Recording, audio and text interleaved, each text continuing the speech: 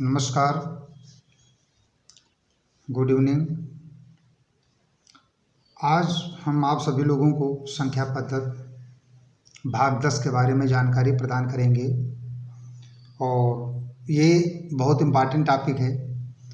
हालांकि संख्या पद्धति में हमें सबसे पहले बताना चाहिए था, फिर कोई बात नहीं है। कठिन से सरल की ओर, सरल से कठिन की ओर। चलिए, हमने कठिन चीज़ पहले बता दी, अब सरल वाली बात में बता रहे हैं। प्राकृतिक संख्याएं क्या होती हैं, नेचुरल नंबर क्या होते हैं। देखिए, प्राकृतिक संख्याओं को हम प्राकृतिक संख्याएं या धन पूर्णांक भी कहते हैं। इनको धन पूर्णांक भी कहते हैं।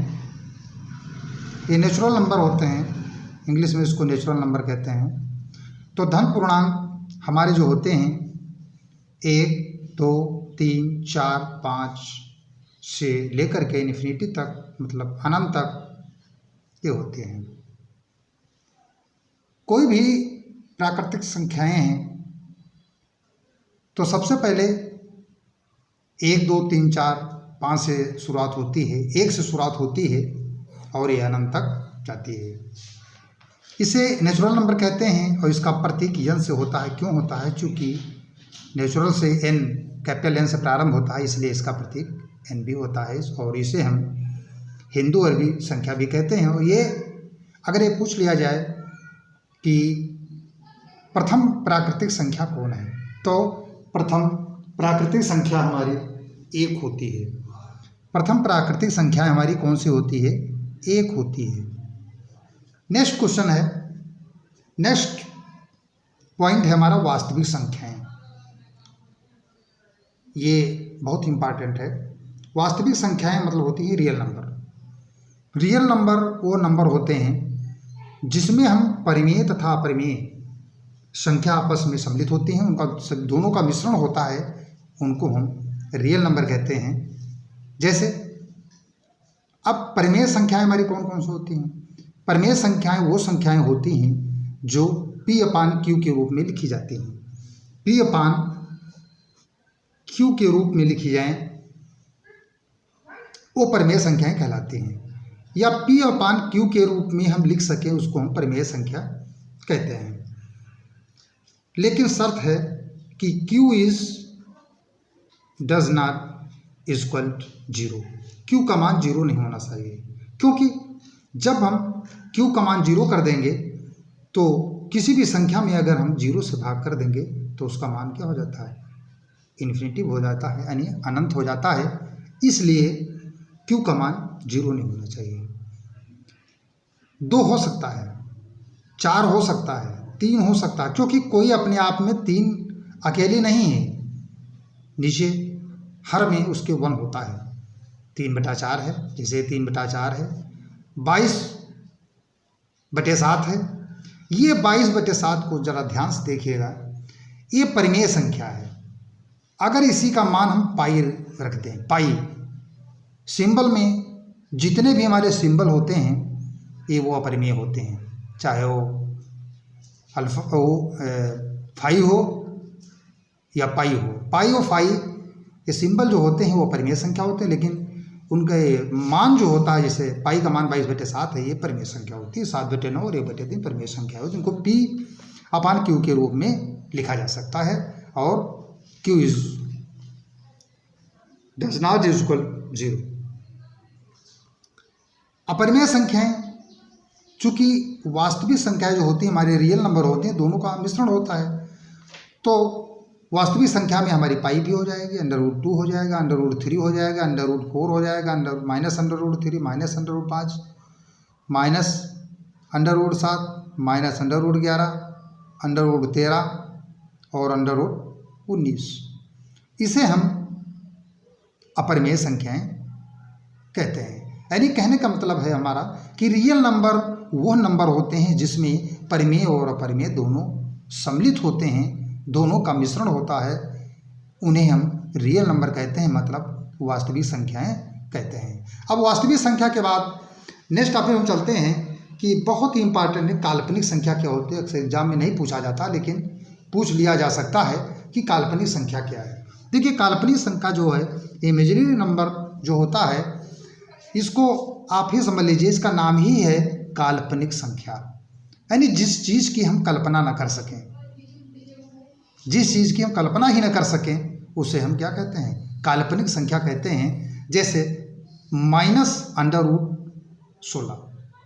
अब -√16 है तो इसका हम वर्गमूल नहीं ले सकते हैं, इसका हम वर्गमूल नहीं ले सकते हैं, तो इसलिए हमारी ये काल्पनिक संख्या हो गई। -√4, इसका भी वर्गमूल हम नहीं ले सकते हैं।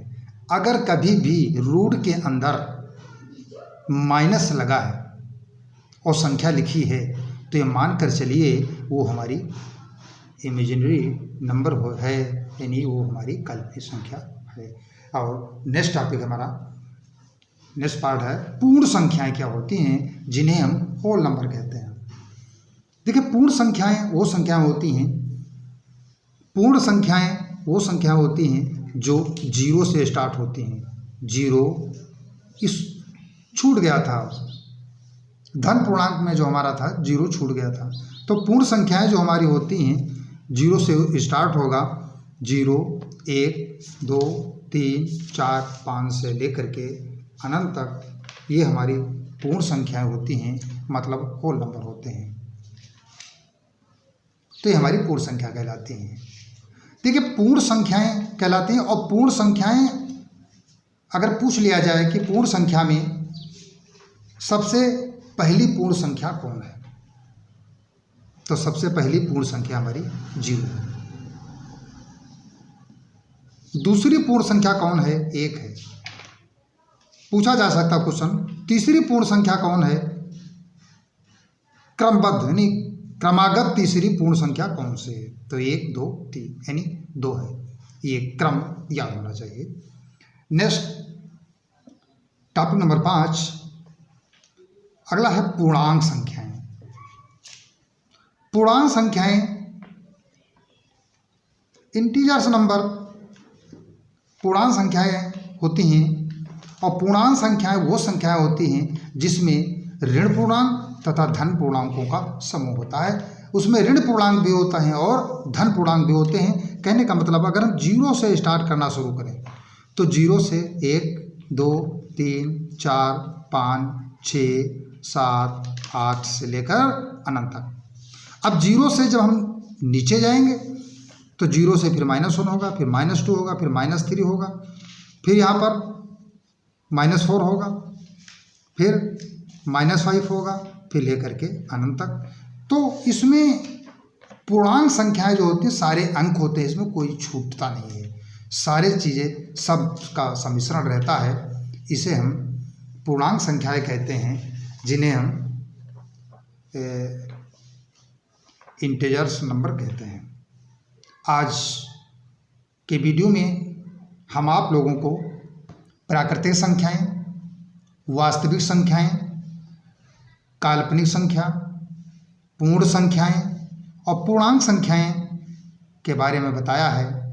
और शेष करीब इसके 19 भाग हैं और 19 भागों के बारे में हम विधिवत रूप से बताएंगे आप सभी लोगों को।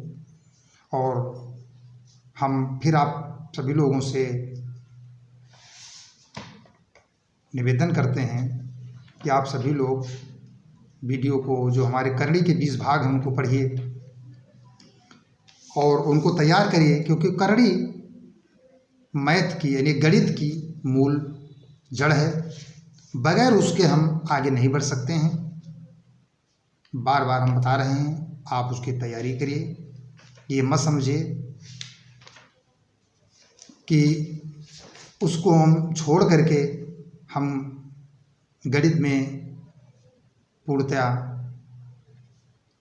संपूर्णता प्राप्त कर सकते हैं। इसलिए आप सभी लोग करने को पूरी तरह से तैयार करिए और फिर हम आप और हमारे वीडियो को आप लोग लाइक करें, लाइक नहीं करते हैं लाइक करें, ताकि वो चैनल में आ सकें, और उसको शेयर करिए। कम से कम इतनी बात तो मान ही लीजिए। Thank you.